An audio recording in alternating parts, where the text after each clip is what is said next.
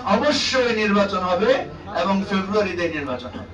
এবারে নির্বাচন যদি সুন্দর না হয়, ভালো না হয়, তাহলে কিন্তু আমাদের আরো কঠিন বিপদ সামনে আছে। পুরাতনদেরকে বলবো যে আপনারা নতুনদের এই জায়গাটাকে একটু দরদের সাথে, ভালোবাসার সাথে সংশোধনের পথে আসেন।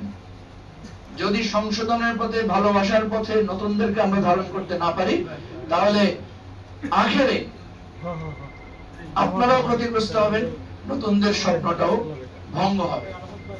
আমি শেষ কথা হিসেবে বলতে চাই, যেখানেই যাই সেখানে সবাই জিজ্ঞেস করে যে ফেব্রুয়ারিতে নির্বাচন হবে কিনা।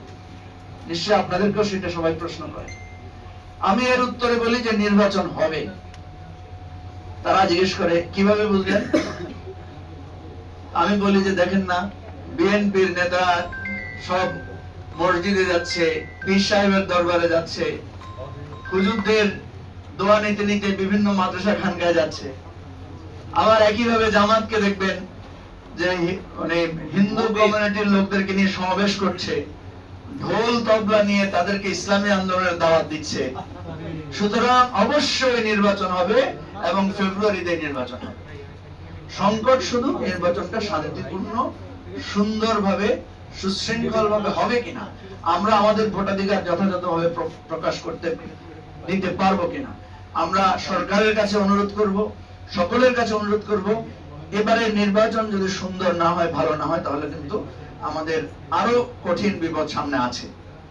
অতএব সর্বশেষ কথা, জনগণ চাচ্ছে একটা পরিবর্তন, জনগণ চাচ্ছে দেশের অর্থনীতির চাকা সচল হোক, মেহনতি মানুষ চাচ্ছে যে একটা স্টেবল, একটা শক্তিশালী রাজনৈতিক গণতান্ত্রিক পরিবেশ ফিরে আসুক।